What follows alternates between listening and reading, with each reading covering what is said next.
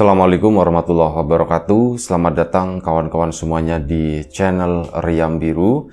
Terima kasih banyak untuk kawan-kawan semua yang sudah berkenan hadir di channel ini.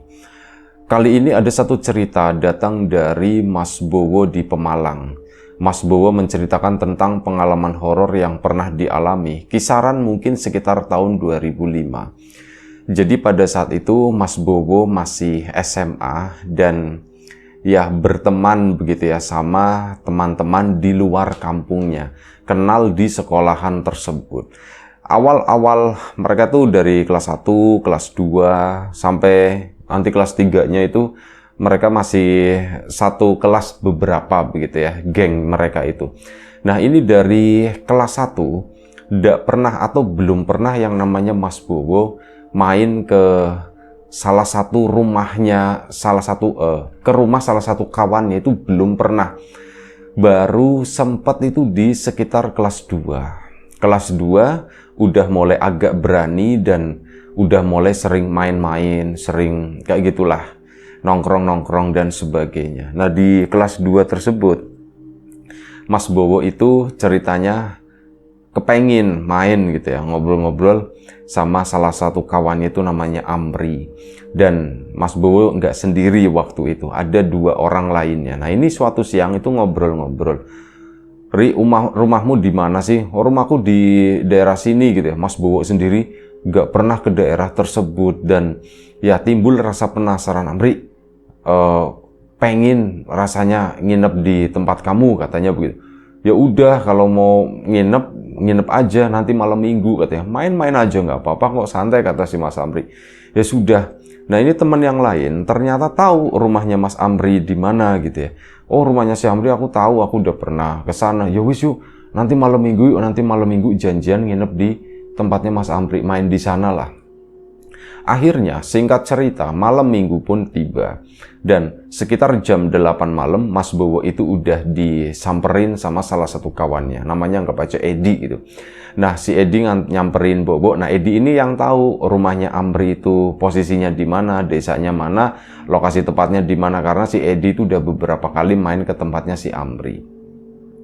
Dan dari situ berangkatlah si Mas Bowo menuju rumahnya si Mas Amri tadi.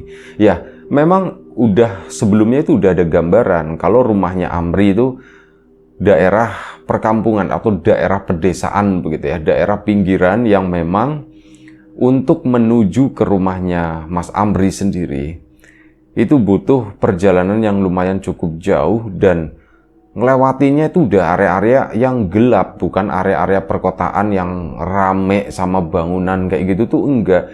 Justru perjalanan ke sana malam itu banyak pepohonan, ya namanya kayak gitu ya, daerah yang sepi gitu. Kampung-kampung yang di pinggiran daerah Pemalang Selatan ke situ. Berangkatlah si Mas Edi sama Mas Amri.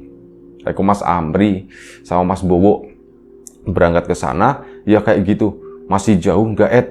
Ah, enggak, bentar lagi, kata si Edi. Tapi yang kok nggak nyampe-nyampe gitu ya. Tak kirain rumahnya Amri itu deket gitu. Enggak sih, sebenarnya nggak terlalu deket, lumayan jauh, tapi nggak apa-apa gitu. Seru, enak di rumahnya Amri itu enak. Ada pohon rambutan, ada pohon duet. Kayaknya ini lagi banyak buahnya deh.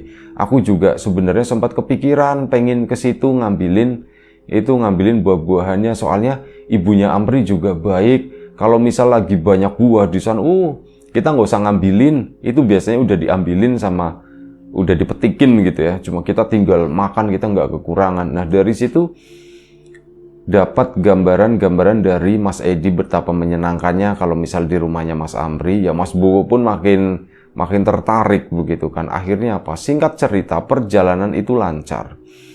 Tibalah di rumahnya Mas Amri. Ini mereka cuman berdua ya malam itu, cuma Mas Bowo sama Mas Edi. Satu temannya itu kebetulan berhalangan, tidak bisa. Tibalah di rumahnya Mas Amri setelah memasuki perkampungan tersebut. Masuk ke kampungnya itu pun juga lumayan cukup jauh. Kalau ditempuh pakai jalan kaki ya lumayan cukup capek lah. Nah, ini karena pakai motor jadi agak sedikit cepat. Ya, perkampungannya Mas Amri bukan perkampungan yang rumahnya jauh-jauh banget gitu, enggak. Rumahnya itu relatif justru deket-deket, tapi rumahnya tuh gede-gede. Ya rumah-rumah dulu semacam itulah. Dan Ya memang ada antar satu rumah dan rumah yang lain itu biasanya tuh ada jarak antara 3 sampai 6 meter. Pekarangannya itu luas-luas. Pohon di sana itu juga masih gede-gede, pohon mangga yang kalau dipeluk sama Mas Amri nggak nyampe, itu masih banyak di sana. Ya pohon nangka, pokoknya pohon buah di situ tuh banyak gitu ya di kampung tersebut. Dan tibalah di rumahnya Mas Amri sesuai dengan harapan atau apa yang dibayangkan sama Mas Bowo. Rumah tua, halamannya luas, depannya itu ada beberapa pohon. Ternyata di sana ada pohon mangga, di sebelah kiri itu pohon mangga, ada di sebelah kanan itu pohon rambutan. Sementara di rumah tetangganya itu ada beberapa pohon kelapa di sana, ada pohon jambu kluthuk dan sebagainya, macam-macam pohon buah di sana. Ngelihat ke arah atas gitu kan, ngelihat pertama ada beberapa buah rambutan yang berjatuhan di sana.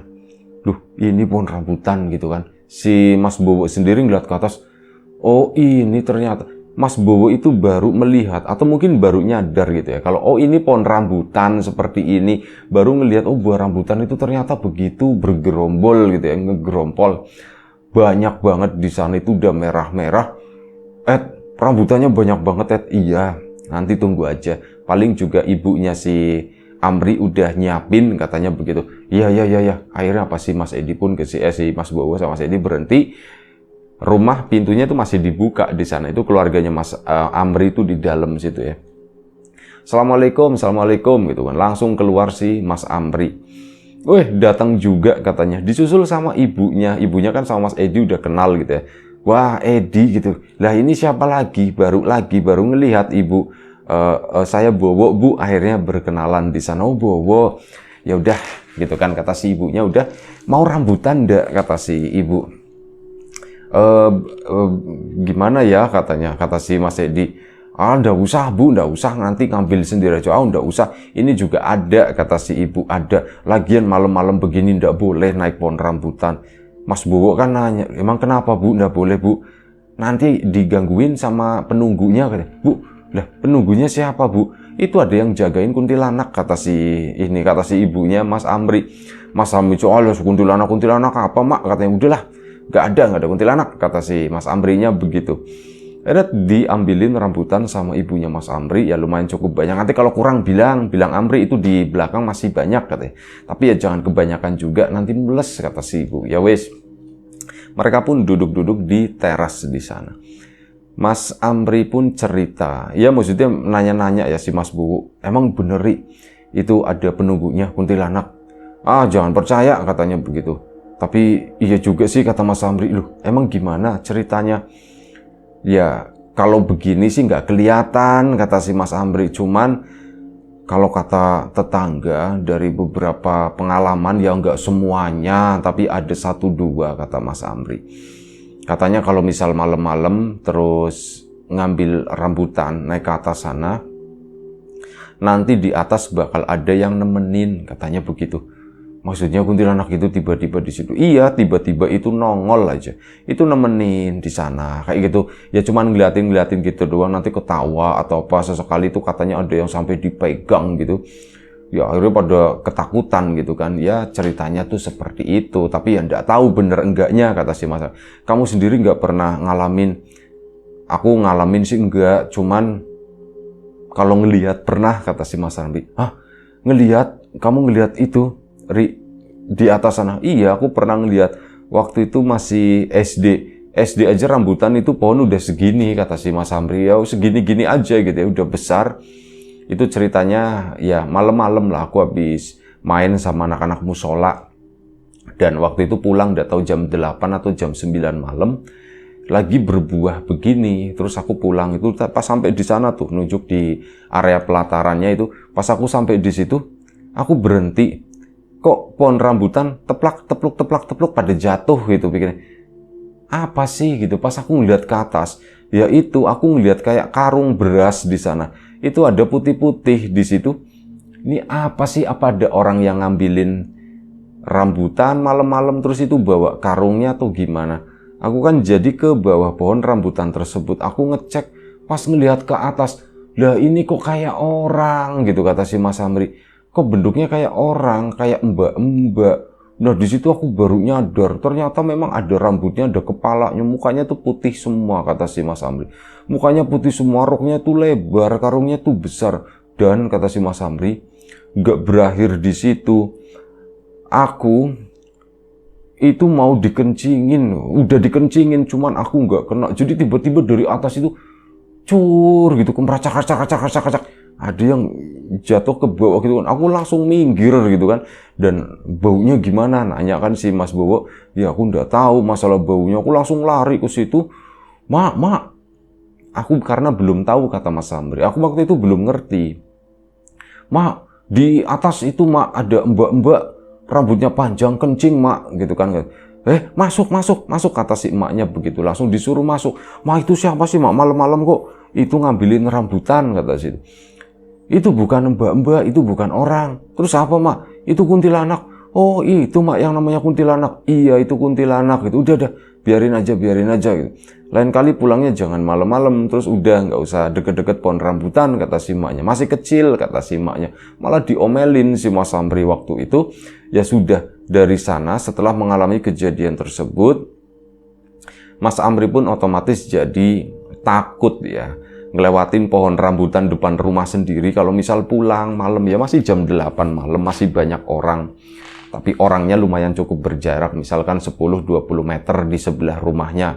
Begitu memasuki halaman rumahnya itu udah mulai ada rasa takut ya. Bayangannya itu tadi, kalau misalkan kuntilanak itu di atas, terus tiba-tiba terbang turun, gimana ya gitu. Terus meluk aku dibawa ke atas ke pohon rambutan. Bayangannya Mas Amri itu seperti itu ya. Karena masih kecil, masih SD. Udah, tapi Mas Amri sendiri itu melihat cuman sekali itu doang. Nggak ada pengulangan, nggak ada apa gitu ya. Itu benar-benar, itu satu-satunya pengalaman yang dialami oleh Mas Amri berhubungan dengan pohon rambutan yang ada di depan rumah. Nah di situ Mas Amri pun yang ngobrol-ngobrol begitu ya. Tadi udah cerempet-cerempet masalah horor. Dan si Edi itu nanya, Ri, kalau pohon duet yang ada di belakang gimana? Oh pohon duet, kalau yang pohon duet itu serem lagi, kata si Mas Amri. Emang kenapa, Ri? Cerita kan, ayo sih, ini kan penasaran Mas Bowo-nya. Emang kenapa, Ri? Ada apa lagi? Aku sih di situ nggak pernah ngalamin, cuman pamanku itu pernah ngalamin di pohon duet di belakang. Jadi paman itu, ini di depan waktu itu lagi ada acara puputan. Pokoknya ada acara rame-rame lah, puputan bayi begitu ya, pemberian nama dan sebagainya. Nah ini lagi ada acara semacam itu. Berarti keponakannya Mas Amri, anak dari kakaknya, itu lagi ada di depan, itu lagi rame. Nah paman itu ceritanya dia udah bantu-bantu dari awal, itu udah lumayan cukup capek. Mungkin karena kecapean atau gimana, ngerasa nggak enak badan, kepala juga agak ngeliang. Akhirnya minum obat sakit kepala kan. Nah minum obat sakit kepala, efeknya itu kan salah satunya itu ngantuk. Duh ngantuk ya. Cuman aku ya masa iya aku tidur di sana, banyak orang. Mau tidur di kamar juga nggak enak. Alah, aku tidur di belakang aja deh, aku tidur di belakang. Akhirnya si pamannya Mas Amri tadi ambil tikar, ambil bantal, dan ya orang-orang juga tahu, ya udah di sana aja Jan gitu kan, tidurnya di belakang aja nggak apa-apa di situ. Iya. Lumayan cukup. Ini rumah belakangnya sebelah kiri itu banyak orang masak. Nah pohon duet itu di sebelah kanan rumah. Di situ memang nyamuk banyak. Udah dibawa obat nyamuk segala macem. Nah, udah persiapan lah si pamannya Mas Amri tadi untuk tidur di sana. Akhirnya apa? Digelarlah tikar di bawah pohon duet di situ, dekat gitu ya. Jaraknya mungkin sekitar 1 meter lah di bawah pohon duet tersebut, karena di sana tanahnya itu relatif lumayan cukup datar dan gak terlalu deket sama tumpukan batu bata. Kalau deket sama tumpukan batu bata kan takutnya ada kalajengking atau serangga apa yang bisa berbahaya. Nah itu dirasa aman, di bawah itu juga bersih, tanahnya kering, datar. Digelarlah tikar di situ. Tidurlah si pamannya Mas Amri. Sebelumnya itu udah ditegur sama bapaknya Mas Amri, Jan, tidurnya jangan di situ, jangan di bawah pohon duet gitu. Nanti dikerjain loh katanya. Nah si pamannya itu, Ya kerjain apa, kepala lagi pusing, lagi ngantuk kayak gini gitu kan. Jawabnya itu asal-asalan lah. Dan akhirnya apa? Taruh bantal, tidurlah si pamanku itu, kata Mas Ambrinya. Saat lagi tidur, tiba-tiba dia tuh kebangun gara-gara posisi miring, terus mau ini ya, kayak jatuh terlentang gitu, jatuh melihat ke atas. Ini kan kaget, gitu kan, kaget perasaannya. Begitu lempeng begini, si paman itu ngerasa, ini apa sih, kok sempit gitu, katanya tuh sempit, ini tuh apa? Minggir katanya, minggir dikit napa, kata si pamannya Mas Amri. Nggak minggir, dipegang begini, plak. Mohon maaf katanya, megangnya itu di bagian itunya gitu, area sensitif. Kalau misal orang ya, itu di daerah situ, plak. Kok keras gitu, katanya situ kok keras kayak gini, ini tuh apa? Nengoklah si pamannya Mas Amri. Begitu nengok, deng, itu adalah sosok pocong, itu lagi tidur di sampingnya. Mukanya tuh ngadepnya sama-sama ke atas begini. Itu di situ si pamanku itu katanya nggak bisa ngapa-ngapain, dia tuh mau teriak, cuman nafasnya doang yang keluar gitu. Bener-bener gak bisa, mau bangun itu tuh katanya susah banget. Sementara si tadi sosok pocong yang di sampingnya itu mulai bergerak, itu mulai ograt kayak gitu. Udah kayak gitu, ya pamannya tuh tambah ketakutan gitu kan. Nyampe miring, badannya dimiringin ngadepin orang-orang yang lagi masak di sana, pengen manggil mereka. Tapi ya mereka nggak ada yang urusan gitu ya, suaraku juga nggak keluar. Sementara di belakangnya itu ugrat. Aku badan miring kan, itu ada jarak. Dia malah ngedeket, nempel begitu. Sampai akhirnya aku bisa, katanya, aku itu bisa nekuk badanku tak tekuk begini. Disitulah aku bisa berdiri, kata si pamannya Mas Amri. Nah, begitu bisa berdiri, langsung lari ke sana. Sampai di tempat masak itu belum bisa teriak, cuman gedebuk gitu. Kamu kenapa, Jan? Ditanya sama orang tukang masak, kenapa, Jan? Mata cuman melotot, mulutnya tuh ngangak mau ngomong. Kamu kenapa, Jan? Si Jan kenapa nih, si Jan kenapa? Ada yang nepuk-nepuk, ada yang iniin lah, pokoknya digoyang-goyang. Kamu kenapa? Di situ bisa ngomong si pamanku tadi. Pocong, katanya pocong. Nah, bilang pocong ya, orang-orang yang lagi masak di situ kan pada ketakutan. Malah pada minggir, yang di area belakang itu pada maju. Pocong di mana? Itu di bawah pohon duet, katanya begitu. Nah, udah, ini malah jadi rame kan di belakang itu. Kenapa? Pihak keluarganya si bapaknya si Mas Amri pun keluar ke sana. Jan, kamu kenapa, Jan? Mas, aku tadi Mas tidur di sana di duet. Udah tak bilangin, kata si bapakku kan, kata Mas Amri ya. Udah tak bilangin, kamu tidurnya jangan di bawah pohon duet di situ. Kan udah tak bilangin, nanti digangguin gitu. Kamunya ndak percaya. Iya, Mas, aku nggak kepikiran sampai jauh ke sana gitu kan. Ya sudah ndak apa-apa. Udah biasa, itu biasa, kata si itu. Akhirnya udah ngobrol, si pamannya pun dibawa masuk ke sana, ditenangin lah intinya ya. Dan seketika itu katanya sakit kepalanya udah sembuh, padahal ya mungkin pengaruh obat sakit kepala gitu. Aduh, sakit kepala kuntung udah sembuh gitu ya. Udah, nah di situ bapaknya Mas Amri itu cerita, akhirnya kenapa sih Mas di sana itu ada apa gitu. Di situ memang dari dulu, kalau bapaknya cerita, kalau yang di depan itu pohon rambutan yang nungguin kuntilanak. Kalau pohon duet itu ada pocong di sana. Terus ada satu lagi sebenarnya genderuwo, cuman udah lama nggak kelihatan, kata si bapaknya Mas Amri. Yang pada masak di situ. Lah sampean Pak, kok cerita malah kayak gitu? Ini kita itu masih nanti loh nyampe malam loh. Ya mau gimana lagi, orang ada yang nanyain ya tak ceritain. Udah ndak apa-apa. Selama kalian di sini aman, katanya. Yang penting nggak usah ke sana, deket-deket ke sana, kata itu kan, kata si bapaknya. Dan ya alhamdulillah yang masak kayak gitu tuh sampai malam memang nggak digangguin. Mas Bowo karena penasaran, aku itu sebenarnya penasaran. Penasaran apa, kata si Mas Amrinya ya. Aku pengen ngambil rambutan gitu. Udahlah, ndak usah macem-macem, kata si Mas Amri. Udah, ndak usah macem-macem. Tapi aku penasaran, beneran gak sih cerita seperti itu? Kayak seolah-olah waktu itu Mas Bowo itu kayak mau nantangin, beneran gak sih? Aku itu nggak terlalu percaya dengan yang seperti itu. Ya terserah kamu, kata si Mas Amri. Tapi setelah dipikir-pikir, Mas Bowo sendiri akhirnya mengurungkan niat. Karena itu tadi, lebih mikir adab gitu ya. Oh, aku udah dilarang, udah diingetin sama yang tuan rumahnya, sama ibunya Amri.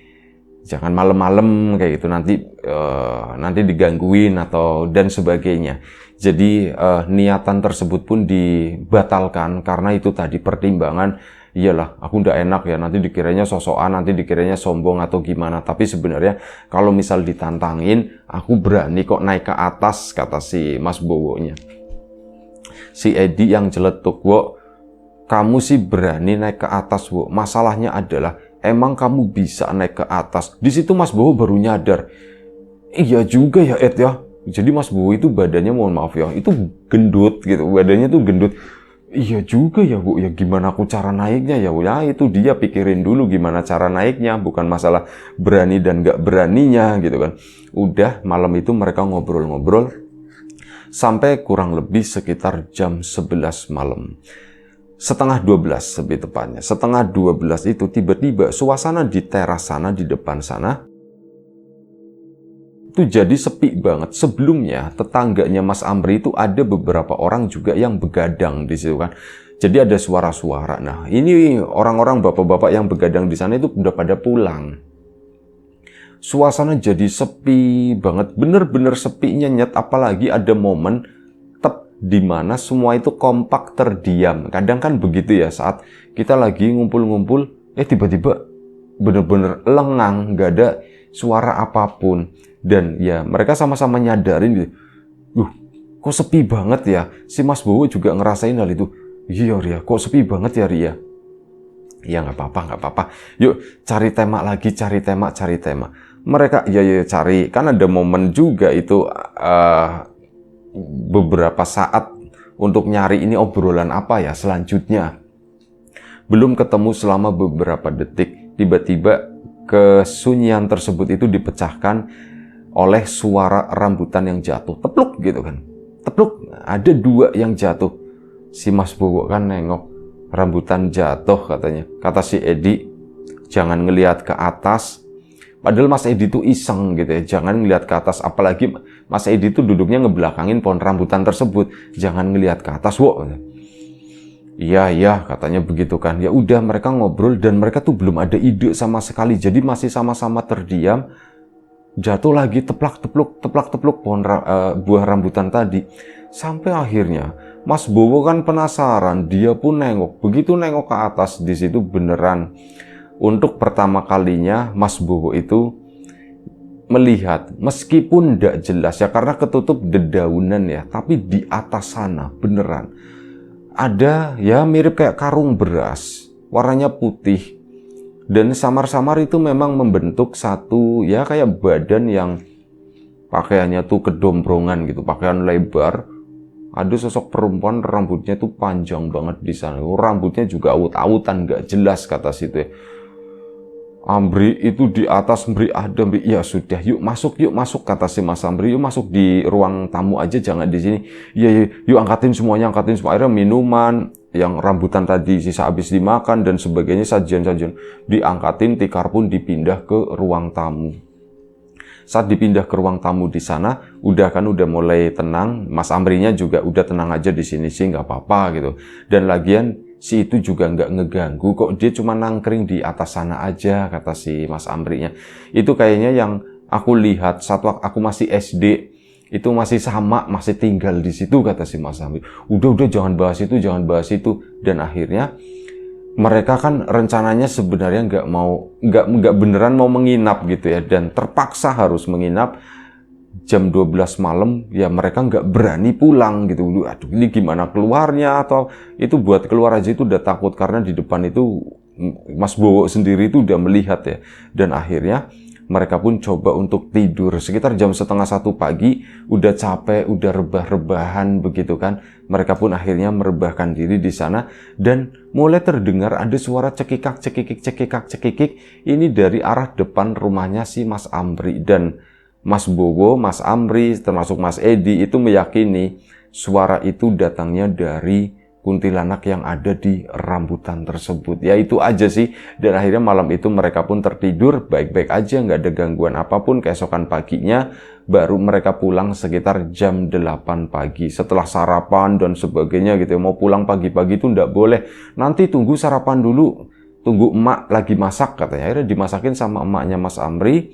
Dikasih makan dan sebagainya. Nah dari situlah si Mas Bowo itu jadi ketagihan main ke tempatnya Mas Amri.